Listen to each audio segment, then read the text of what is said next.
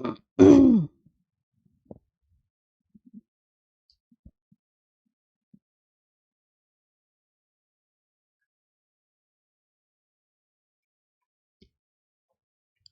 बच्चों, नमस्कार। कैसे हैं आप सभी? तो एक बार मुझे बता दें कि आवाज़ वगैरह ओके है, तो हम फिर आज का प्यारा सा सेशन स्टार्ट करते हैं।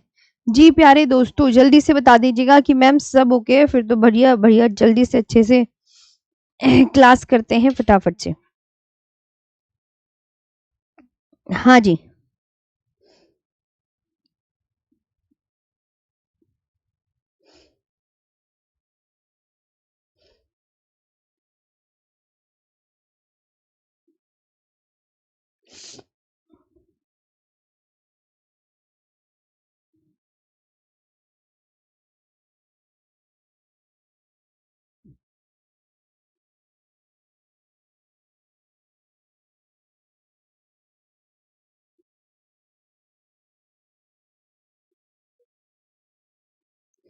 चलिए प्यारे बच्चों, तो स्टार्ट करते हैं आज का प्यारा सेशन। फटाफट से आवाज़ वगैरह ओके है ना मैम? हाँ हाँ मैम, क्लास का सिस्टम खराब हो गया है, पॉलिटी की क्लास लगी है और स्टार्ट नहीं हुई। कोई बात नहीं भाई, ऐसा कुछ नहीं है। अजीत सर अपनी क्लास टाइम पे लेते हैं, कुछ हो गई होगी, वैसे कोई बात नहीं है। ना ना ना ना, अजीत सर को ऐसा मत समझो, अपनी क्लास के प्रति बड़े वफादार हैं सर। ठीक है, तुम बेफिक्र रहो। चलो मैं अपना टॉपिक पे ध्यान देती हूँ, मैं चाहती हूँ जल्दी से तुम पढ़ो बिना देरी करे। कॉन्सेंट्रेट, इधर आ जाओ बस। सब कुछ ओके था ना? और आज का ना ये इवेंट गलत डाल दिया है, मैं इस इवेंट को ठीक करवाऊंगी। सोनू सर ने गलत डाल दिया, इसे सही करवाएंगे। पढ़ो, भारतीय कृषि का टॉपिक है बच्चों आज। प्राकृतिक वनस्पति का तो लास्ट टाइम ही हमने कंप्लीट कर लिया था। इंडियन एग्रीकल्चर,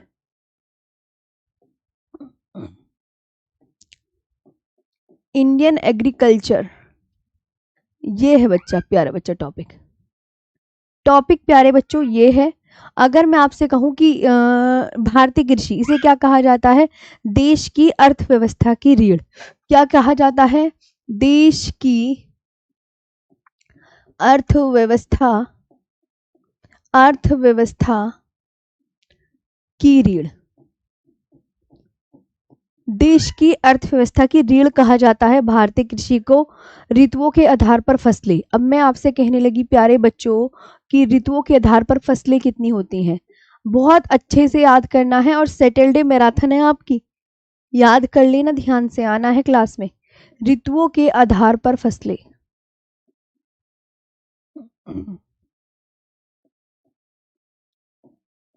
ऋतुओं के आधार पर फसलें यानी crops on the basis off season.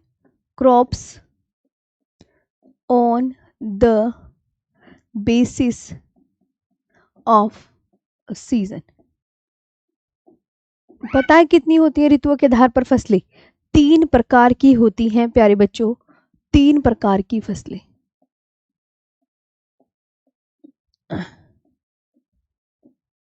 तीन प्रकार की फसलें होती हैं। नंबर 1, नंबर 2 और नंबर 3। नंबर 1, तो आप क्या बोलोगे? कौन कौन सी नाम याद करो मैम? एक तो होती है रबी की फसल, रबी की फसल होती है। एक होती है खरीफ की फसल, एक होती है प्यारे बच्चों खरीफ की फसल, एक होती है जायद की फसल। कौन सी होती है? जायद की फसल होती है, ध्यान देंगे। नाम याद होगा, इंग्लिश में भी पढ़ो। रबी क्रॉप्स,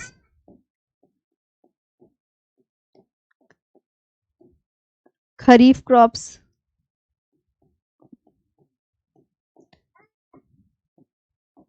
खरीफ और जायद क्रॉप्स।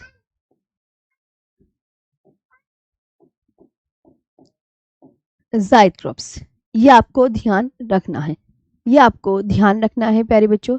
अब रबी क्रॉप्स, इनके बारे में ना डिटेल में कवर करते हैं चीजें। जैसे यहाँ पर लिखेंगे रबी की फसलें,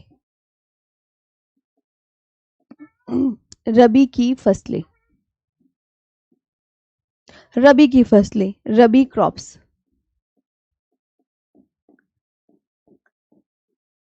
रबी क्रॉप्स यानी बोने का समय क्या है, काटने का समय क्या है? बोने का समय, बोने का समय मेरे प्यारे बच्चों, बोने का समय, बोया कब जाता है, तो आप इसे इंग्लिश में लिखेंगे बोने को शोन इन।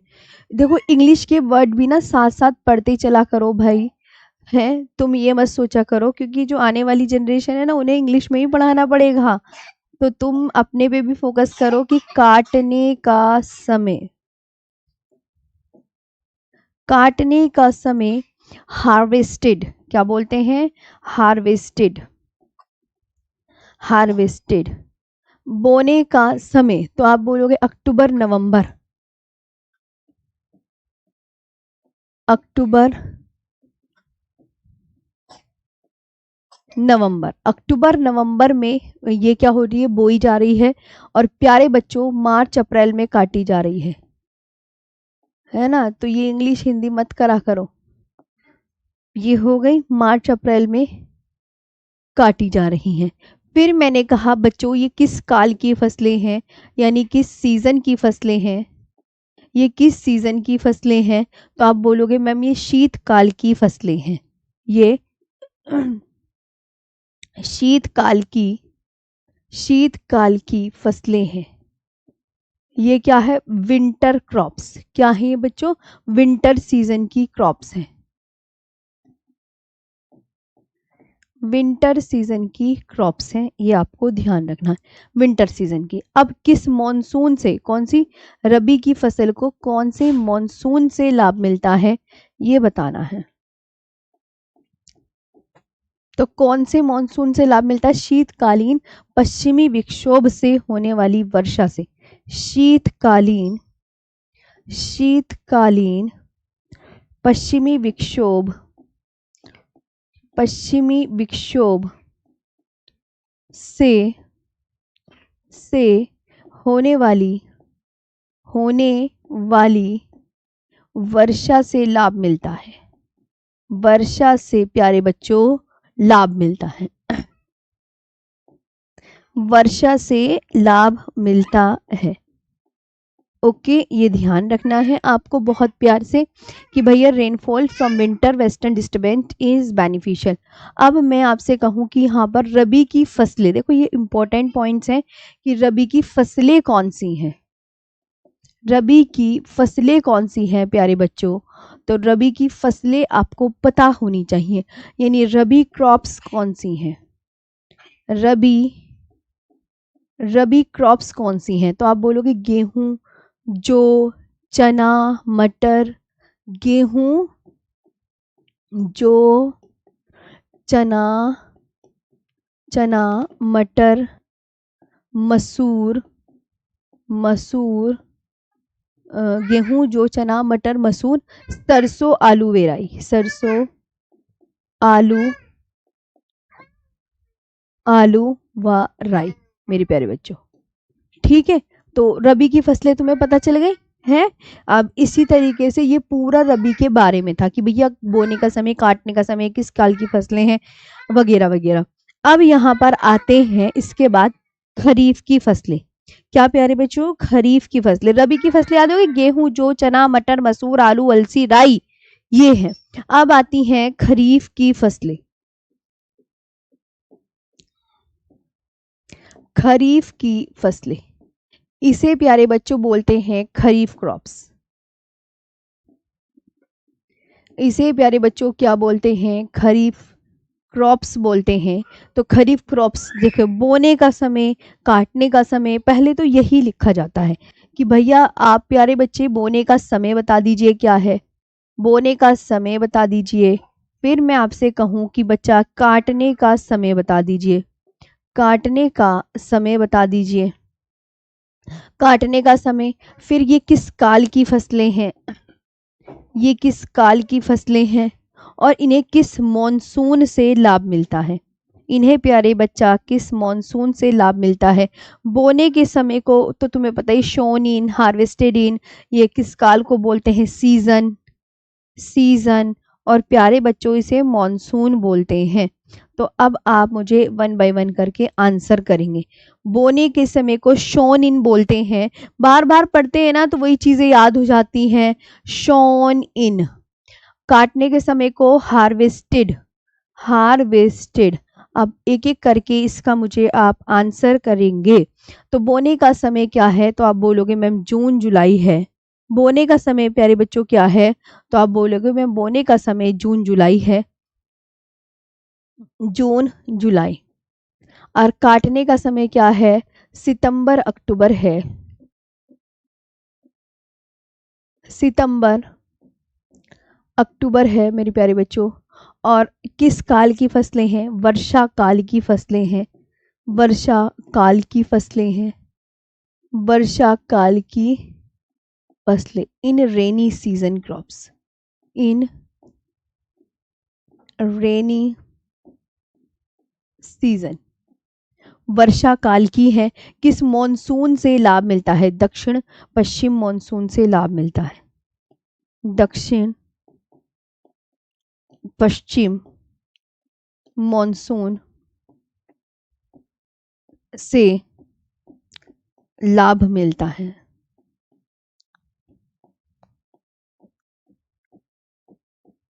दक्षिण पश्चिम मॉनसून से लाभ मिलता है। Benefits from south west monsoon. Benefits benefits from south west monsoon. Okay, ये ध्यान रखेंगे प्यारे बच्चों।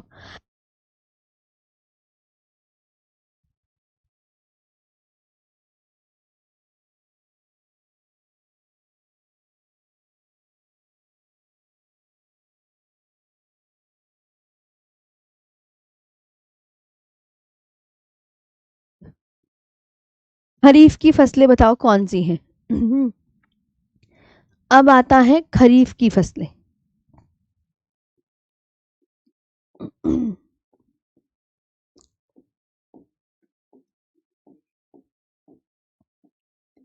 खरीफ की फसलें, खरीफ क्रॉप्स।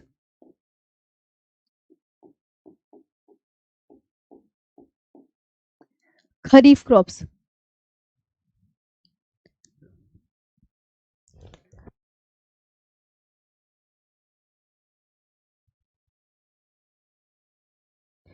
खरीफ की फसलें कौन कौन सी हैं प्यारे बच्चों, धान, आवाज आ रही है ना, सोयाबीन, धान सोयाबीन, अरहर, तिल, तिल, मूंग, उड़द, लोबिया, ज्वार, रागी, बाजरा, मक्का, कपास, मूंगफली व गन्ना। व गन्ना, ये आपको ध्यान रखनी है। ये खरीफ के बारे में पूरा मैंने यहाँ पर डिटेल में करा दिया है। अब आती हैं प्यारे बच्चों जायद की फसलें। अब आती हैं प्यारे बच्चों जायद की फसलें। ध्यान दें, याद कर रहे हो ना अच्छे से, याद भी करते हुए चलना है यहाँ पर कि ये बोने का समय, काटने का समय, वर्षा काल की फसलें हैं। किस मॉनसून से लाभ मिलता है, दक्षिण पश्चिम से। और फसलें क्या है, धान सोयाबीन अरहर तिल मूंग उड़द लोबिया ज्वार रागी बाजरा कपास मक्का मूंगफली, ये सब हैं। इसके बाद आते हैं जायद की फसलों पर। जायद की फसलें।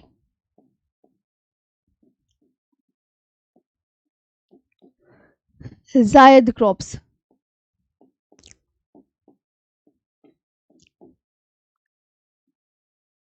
जायद क्रॉप्स ये रबी एवं खरीफ के मध्यवर्ती काल में उगाई जाती है।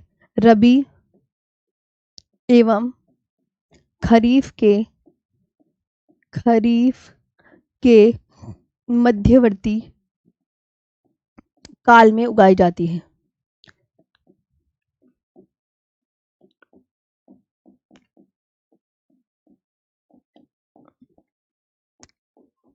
रबी एवं खरीफ के मध्यवर्ती काल में उगाई जाती है। मार्च में बुआई कर जून में काट लिया जाता है।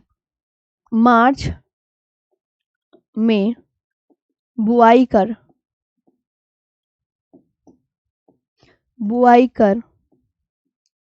जून में काट लिया जाता है। जून में काट लिया जाता है। जून में काट लिया जाता है। किस काल की फसलें हैं? किस काल की फसलें? सीजन बता दो। और जायद की फसलें हैं कौन कौन सी?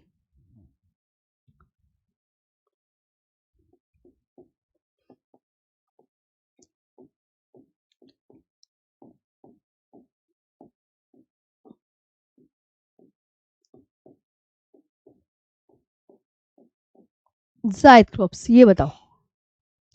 तो आप बोलना मैम ये किस काल की फसलें हैं, तो यहाँ पे लिखा जाएगा ये ग्रीष्म काल की, गर्मियों की फसलें हैं। ग्रीष्म काल की। तुम तरबूज खरबूज कब खाते हो? पता है ना कब खाते हो? है कब खाते हो? Summer crops. तो आप क्या बोलोगे मैम? ये समर क्रॉप्स है। ये क्या है? Summer crops. जायद की फसलें हैं कौन सी? तो आप यहाँ पर लिखेंगे खीरा है मैम। खीरा, ककड़ी, तरबूज, खरबूज, करेला, कद्दू, व भिंडी है। ये बात ध्यान रखें। जायद की फसलें आपको इतनी ध्यान रखनी है। यहाँ तक चीजें क्लियर है? ये बताइए मैम जी।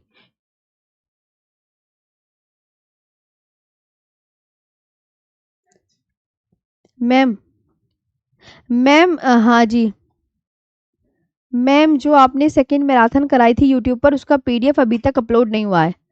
आप बेफिक्र रहो, उसका ना मैं तुरंत अभी डाल रही हूँ। और मैंने अपलोड करने के लिए दे दी थी। ये जो हमारे जो डालते हैं ना बच्चों पीडीएफ, मैं नहीं डालती। वो देंगे, वो मैं अभी देती हूँ।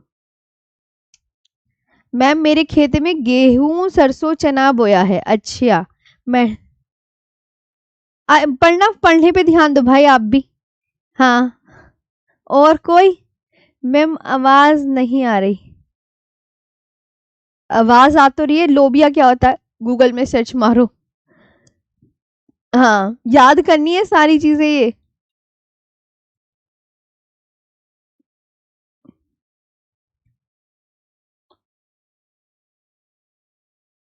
जी, इसके बाद आगे बढ़ते हैं प्यारे बच्चों। यहाँ पर ये इतना आपने लिख लिया।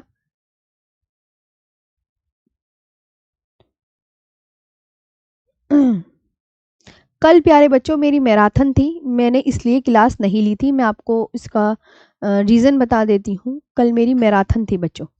अब देखो, जायद की फसलें याद हो गई। जायद की जो फसलें हैं वो रबी एवं खरीफ के मध्यवर्ती काल में बोई जाती हैं। इन्हें मार्च में बुआई कर जून में काट लिया जाता है। ये किस काल की फसलें हैं बच्चों? ग्रीष्म काल की। और जायद की फसलें हैं कौन सी? जरा पढ़ो एक बार ना, खुद पढ़ो, कॉन्सेंट्रेट। खीरा, ककड़ी, तरबूज, खरबूज, करेला, कद्दू, ये। अब एक पूछा जाता है खाद्यान्न फसलें कौन सी हैं? खाद्यान्न फसलें कौन सी हैं? खाद्यान्न फसलों को बोलते हैं फूड क्रॉप्स। फूड क्रॉप्स बता दीजिए कौन सी हैं? फूड क्रॉप्स बता दीजिए। चावल, गेहूं, मक्का। चावल, गेहूं, मक्का, बाजरा व ज्वार। चावल, गेहूं, मक्का। चावल, गेहूं, मक्का, बाजरा व ज्वार।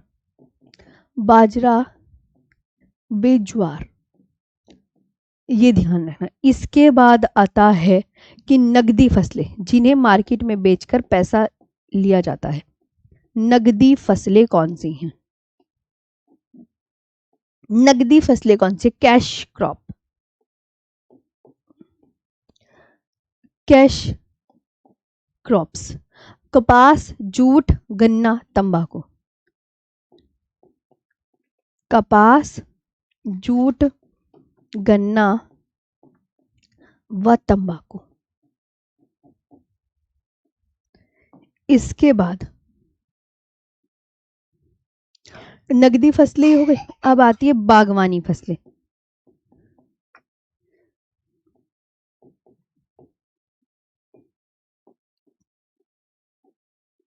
बागवानी फसलें, हॉर्टिकल्चर क्रॉप्स।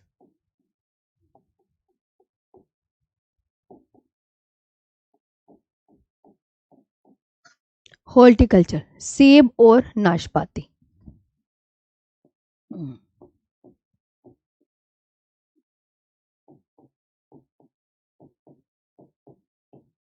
सेब व नाशपाती। अब आती है इसके अलावा वृक्षारोपण फसलें। याद करनी है कौन सी है? वृक्षारोपण फसलें प्यारे बच्चों, जो रोपी जाती हैं, कौन सी है? वृक्षारोपण। तो प्लांटेशन क्रॉप्स जिसे बोलते हैं चाय कॉफी, चाय और कॉफी। प्यारे बच्चों क्या है? चाय व कॉफी। प्लांटेशन क्रॉप्स, ये आपको बहुत अच्छे से याद रखनी है। इसके बाद कुछ के बोर्ड लिखवाने हैं मुझे और मुख्यालय। वृक्षारोपण फसलें, खाद्यान्न फसलें, ये आपको याद रखनी है। इसके अलावा आप याद रखेंगे, जैसे ये बोर्ड है, ध्यान देंगे, ये बोर्ड BOARD, बोर्ड, और ये मुख्यालय, हेडक्वार्टर्स।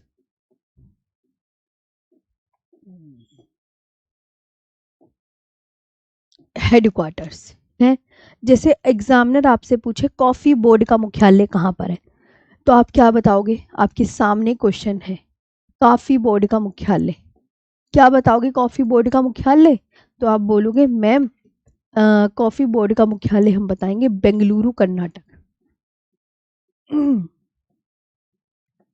बेंगलुरु, कर्नाटक। ओके। इसके बाद रबर बोर्ड।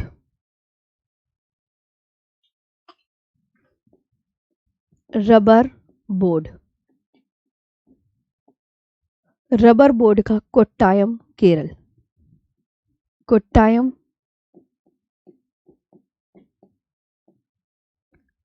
केरल।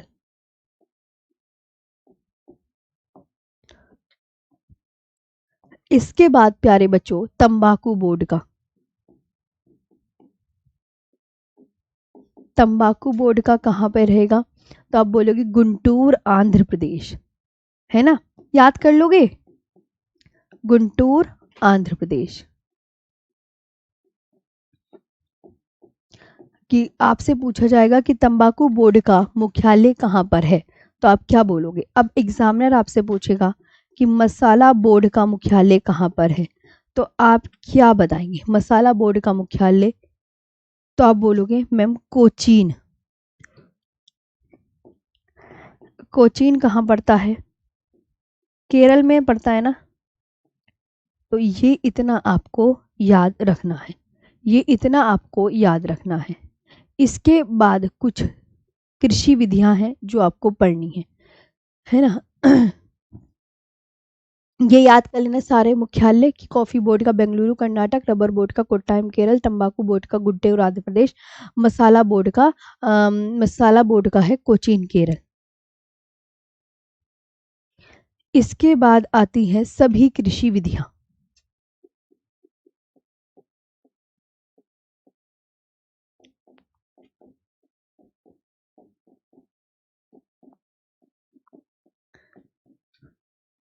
अब इन सभी कृषि विधियों में क्या है?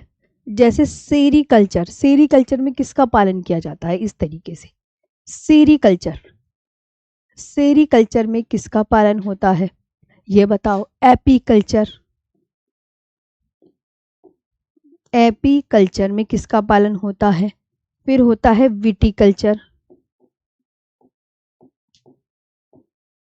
फिर प्यारे बच्चों विटीकल्चर होता है।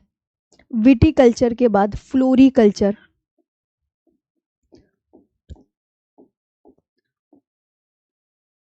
फ्लोरिकल्चर, फिर पिसिकल्चर,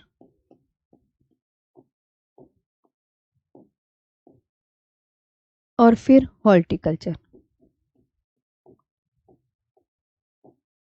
हॉर्टिकल्चर। अब देखो सेरीकल्चर में क्या होता है, आप मुझे ये बताइए। तो सेरीकल्चर में आप ध्यान रखेंगे रेशम कीट पालन। ठीक है, याद करनी है ये सारी विधियां, कृषि विधियां। रेशम कीट पालन अब कैसे याद करोगे वो प्यारे बच्चों अपना आप देखना। एपीकल्चर में क्या होता है, मधुमक्खी, एपी नाम पढ़ो थोड़ा सा जोर लगा के, मधुमक्खी पालन, मधुमक्खी पालन है ना। अच्छा, इसके बाद विटिकल्चर। विटिकल्चर में क्या होता है प्यारे बच्चों, अंगूर का उत्पादन।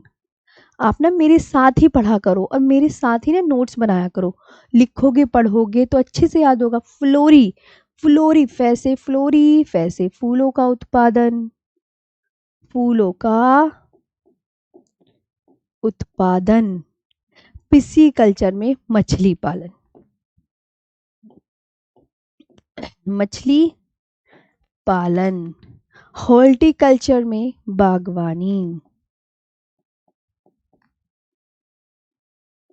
क्या, बागवानी। तो ये आपको सभी कृषि विधियां इस तरीके से याद करनी है। आगे चले, याद हुआ। अब आता है नेक्स्ट। नेक्स्ट देखें आप सभी यहाँ पर प्यारे बच्चे कि ओलेरी कल्चर में क्या होता है। ओलेरी कल्चर, नेक्स्ट डालो, नेक्स्ट डालो ओलेरी कल्चर।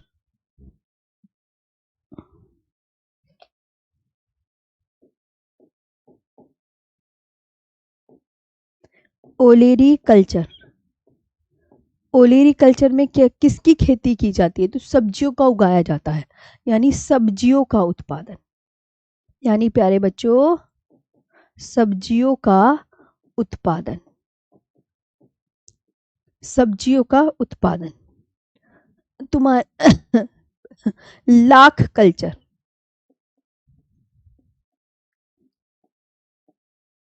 लाख कल्चर यानी लाख कीट पालन,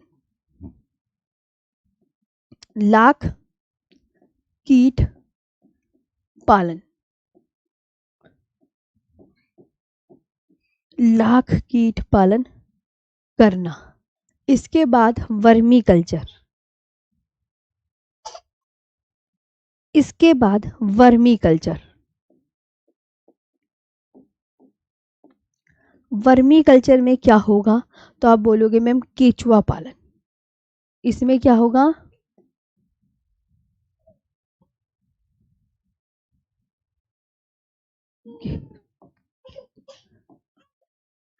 केचुआ पालन होगा। इसके बाद aqua culture, aqua, aqua culture, aqua culture में जल में खेती करना, जल में खेती करना, जल में खेती करना, याद करते रहो, या बिना मिट्टी खेती करना, या बिना मिट्टी, बिना मिट्टी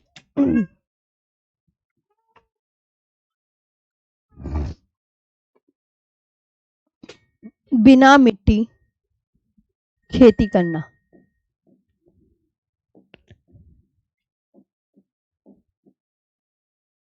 या बिना मिट्टी खेती करना। ये आप बहुत अच्छे से याद रखेंगे। किसमें, एक्वा कल्चर में। मोरी कल्चर,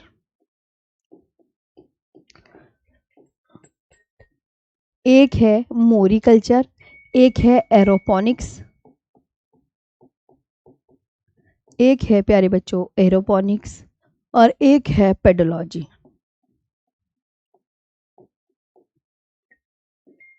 तो अब यहां देखो मोरी कल्चर, शहतूत की खेती करना, शहतूत की खेती करना। और एरोपोनिक्स में क्या होता है, हवा में पौधे को उगाना, हवा में, हवा में पौधों को उगाना।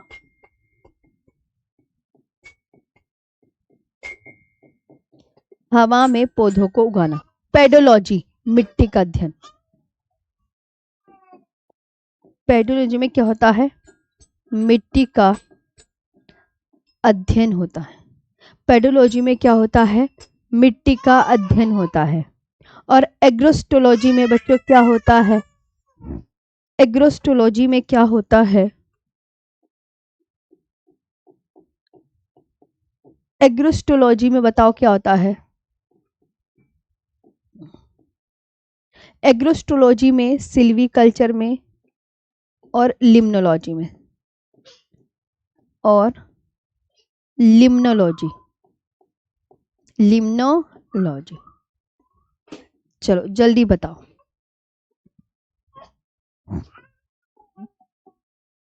एग्रोस्टोलॉजी में क्या होगा? स्टडी ऑफ ग्रास, घास का अध्ययन।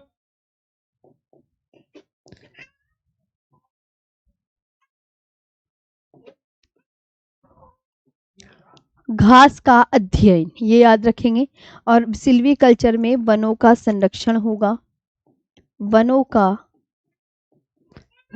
का संरक्षण होगा। और लिम्नोलॉजी में बच्चों झीलों का अध्ययन होगा, झीलों का अध्ययन होगा। ठीक है, ये आपका पूरा अच्छे से जितनी भी सभी कृषि विद्या थी ये मैंने आपको करा दी है। आगे बात करते हैं मैम।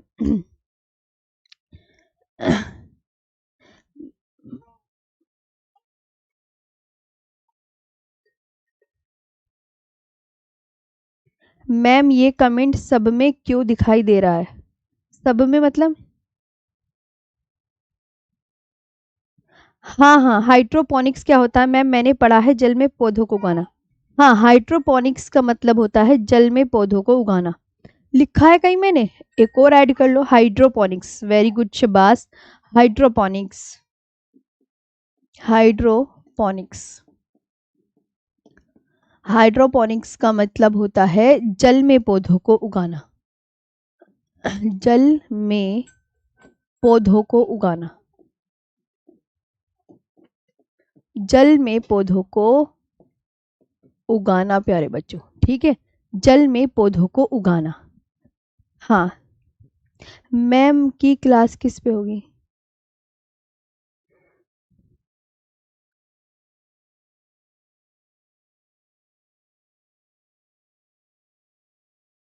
मैम आगे बात करें प्यारे बच्चों, इसके बाद देखें, यहाँ तक आपका तो हो गया है सब। इसके बाद यहाँ देखते हैं कुछ, अब कृषि क्रांतियां पढ़ लेते हैं। एग्रीकल्चरल रिवोल्यूशन है, तैयार हो पढ़ने के लिए?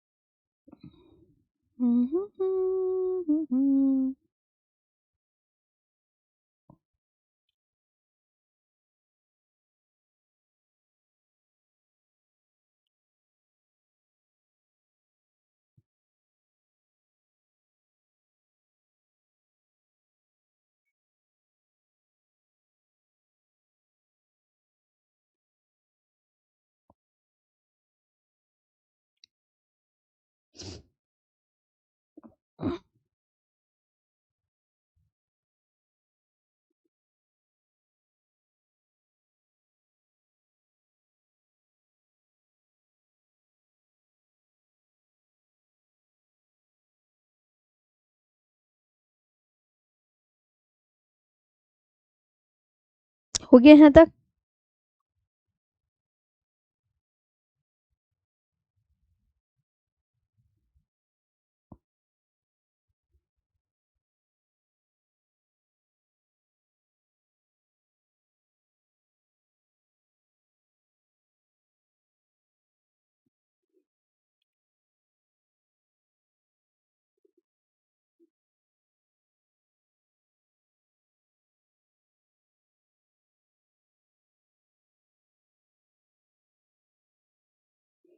चलो प्यारे बच्चों देखो, ये तो हो गई। अब डालो एग्रीकल्चरल रिवोल्यूशन प्यारे बच्चों।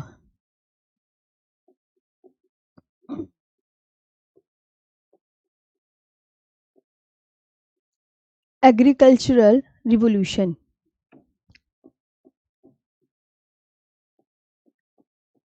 इसे पता है क्या बोलते हैं? इसे बोलते हैं कृषि क्रांति। देख, अब सारी कृषि क्रांति हम लिखेंगे।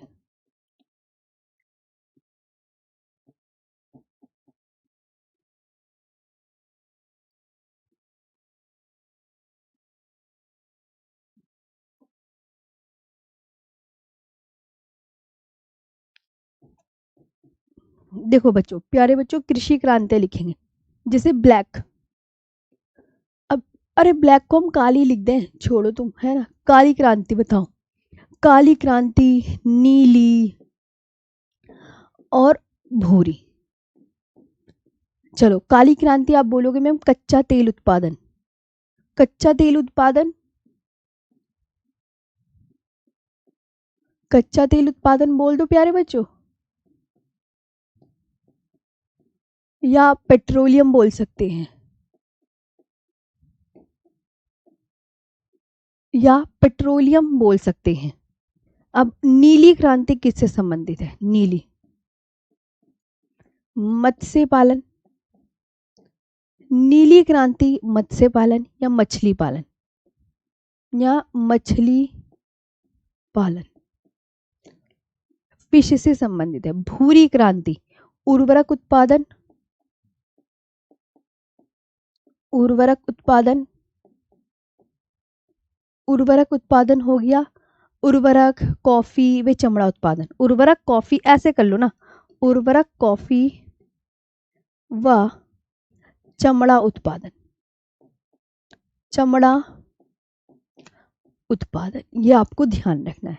उर्वरक, कॉफी व चमड़ा उत्पादन है, ये ध्यान रखोगे। मतलब भूरी क्रांति, भूरी को ब्राउन रिवोल्यूशन भी बोलते हैं। इंग्लिश में अगर ब्राउन आ गया ना तो कभी धोखा खा जाओ, अरे मैम ने तो ब्राउन बताई नहीं थी। Brown, brown revolution. Okay, next, समझ में आ रहा है ना? कोई इशू, कोई परेशानी? एक बार प्लीज मुझे बता दे कि आपको अच्छे से समझ में आ रहा है मैम। हाँ,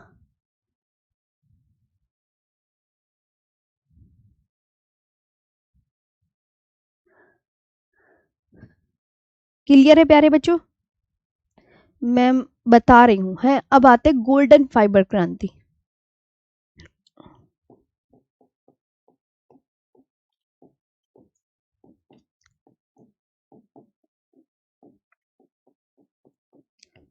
गोल्डन फाइबर क्रांति ये, और स्वर्णिम क्रांति या गोल्ड क्रांति? स्वर्णिम क्रांति या गोल्ड, ये बताओ। तो गोल्डन फाइबर क्रांति जो है जूट से संबंधित है, और स्वर्णिम क्रांति या गोल्ड क्रांति बागवानी और शहद से संबंधित है।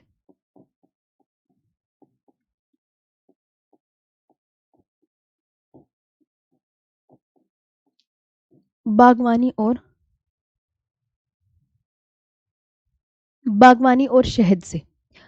स्वर्णिम के बाद आएगी गुलाबी क्रांति। गुलाबी, गुलाबी, गुलाबी क्रांति, झींगा मछली पालन। झींगा मछली पालन भी प्याज उत्पादन से। झींगा मछली पालन व प्याज उत्पादन से।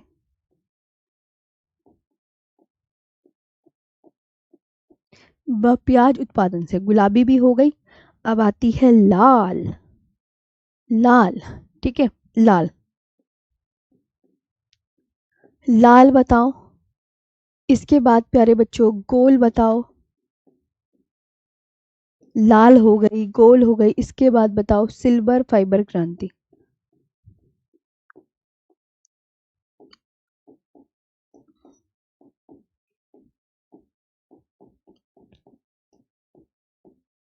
सिल्वर फाइबर क्रांति हो गई है, और इसके बाद श्वेत क्रांति।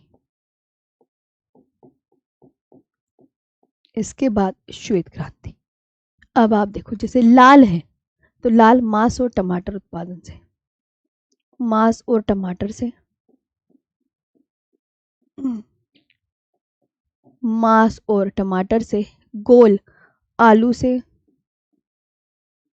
और सिल्वर फाइबर क्रांति कपास से,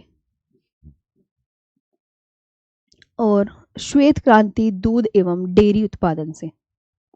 दूध एवं डेयरी उत्पादन से। दूध एवं डेयरी उत्पादन से, ये आपको बहुत अच्छे से याद रखनी है। इसके बाद अब आती है पीली।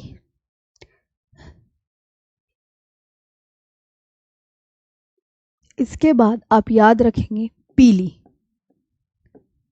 पीली किससे संबंधित है? हरित स्वर्ण क्रांति। हरित स्वर्ण क्रांति किससे संबंधित है प्यारे बच्चों? अरे याद कर रहे हो या नहीं कर रहे? बादामी क्रांति। कि अम्मी मैं लिखवाए जा रही हूँ, याद ही कर लो इन्हें बढ़िया से। आप बार बार पढ़ो कि बादामी क्रांति, ऐसे बोलो ब्राह्मणी क्रांति, तो बार बार रिवीजन करो अपने आप याद होगा। ब्राह्मणी क्रांति किससे संबंधित है? अमृत क्रांति किससे संबंधित है? पढ़ोगे नहीं कुछ भी याद नहीं होगा। अपने को अच्छा बनाने के लिए सब कुछ करना चाहिए, ठीक है। रजत क्रांति, तुम्हारा खुद अपने पे फोकस ज़्यादा रखा करो, ठीक, कि हम अपने लिए क्या कितना अच्छा कर सकते हैं। पीली क्रांति किससे संबंधित है? तिलहन से संबंधित है प्यारे बच्चों। तो अब इसे बार बार पढ़ो, तिलहन। हरित स्वर्ण क्रांति किससे संबंधित है? तो बांस से संबंधित है। और बादामी क्रांति किससे संबंधित है? मसाला से संबंधित है। और प्यारे बच्चों ब्राह्मणी क्रांति किससे संबंधित है? भिंडी से संबंधित है, भिंडी। अब बार बार नाम लो, जैसे मैं पढ़ती हूँ अमृत क्रांति नदी जोड़ो परियोजना से, नदी जोड़ो परियोजना से, नदी जोड़ो परियोजना से। और रजत क्रांति अंडा और कुक्कुट पालन, अंडा और मुर्गी पालन। मुर्गी पालन को कुक्कुट पालन भी बोलते हैं। क्या बोलते हैं? कुक्कुट पालन भी बोलते हैं। ओके, यहाँ तक आपको ध्यान रखना है। अब देखो इसके अलावा मैं तुम्हें एक चीज और बताती हूँ।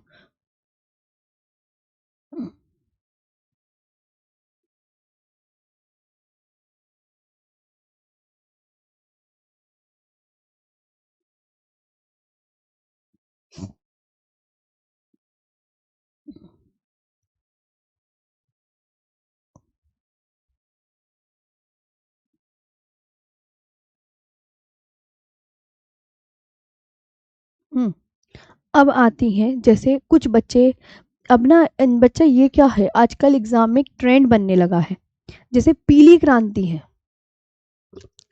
तो भैया पीली क्रांति की जनक कौन है? पीली क्रांति मतलब ये क्रांति है? यहां डालो क्रांति, और भैया इसकी जनक बता दो कौन है। समझ गए कि फादर बता दो। तो पीली क्रांति की जो जनक है वो है same Pitroda. Same Pitroda, same Pitroda. अब ऐसे भी आने लगा है ना। और है नीली क्रांति। तो नीली क्रांति के हैं doctor Arun Krishnan, doctor Arun Krishnan, Arun Krishnan, doctor Arun Krishnan और हीरा लाल चौधरी, और हीरा लाल चौधरी। और क्या है? हीरा लाल चौधरी। ये हो गया। इसके बाद जैसे स्वर्ण क्रांति, स्वर्ण क्रांति के जो फादर हैं वो हैं निरपख टुटेज। निरपख, निरपख टुटेज कौन है? निरपख टुटेज। इनके फादर अक्सर पूछ लिए जाते हैं। गुलाबी क्रांति के, गुलाबी क्रांति के जनक कौन है दुर्गेश पटेल? कौन है प्यारे बच्चे? दुर्गेश पटेल। दुर्गेश पटेल प्यारे बच्चों। और रजत क्रांति?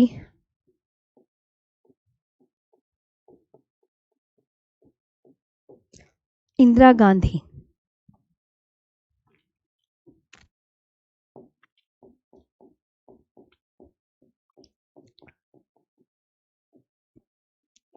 क्रांति की जननी?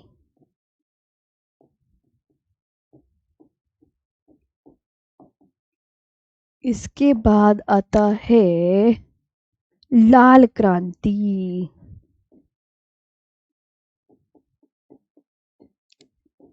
हरित क्रांति।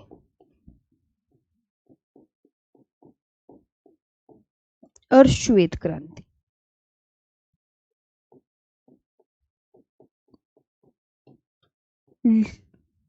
लाल क्रांति के विशाल तिवारी हैं प्यारे बच्चों, विशाल तिवारी। और हरित क्रांति के एम.एस. स्वामीनाथन।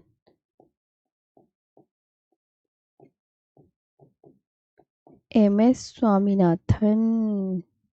और प्यारे बच्चों श्वेत क्रांति के हैं वर्गीस कुरियन। खत्म। बाकी अब हम ना हरित क्रांति और श्वेत क्रांति को कल पढ़ेंगे डिटेल में। मुझे याद दिला देना। है ना, याद कर लेना, अच्छे से याद करना। देखो क्योंकि हरित क्रांति श्वेत क्रांति ना थोड़ा विस्तार में बताऊंगी मैं, थोड़ा डिटेल में, तो टाइम लगेगा। अब टाइम तो हो गया है, तो अब हम कल पढ़ लेंगे।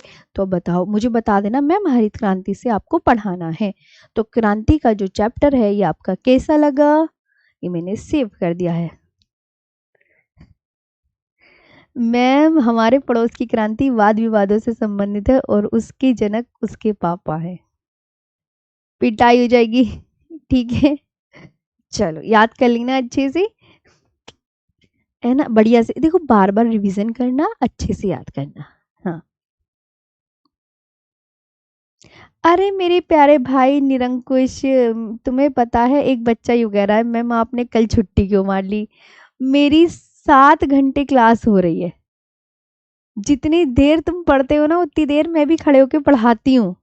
समझा करो। आपको यकीन नहीं है मेरी मैराथन नहीं थी, RW स्टेट एग्जाम पे जाओ, वहां मेरी मैराथन थी। जाओ, कस मैं झूठ नहीं बोली, बिहार स्टेट एग्जाम पर जाओ, वहां आपको पता चल जाएगा। मैंने तो यूट्यूब पे मैराथन ली है, मैं छुट्टी थोड़ी मारी है। मेरा डेमो देख लो, यूपी कांस्टेबल का पड़ा होगा यूट्यूब पर। है तुम फालतू में, अरे बच्चों तुम ऐसे मत सोचा करो, जितनी तुम क्लास लेते हो उतनी हम पढ़ाते हैं, तुमसे ज्यादा पढ़ाते हैं। और ओके ठीक है, तो आज यहाँ पे ही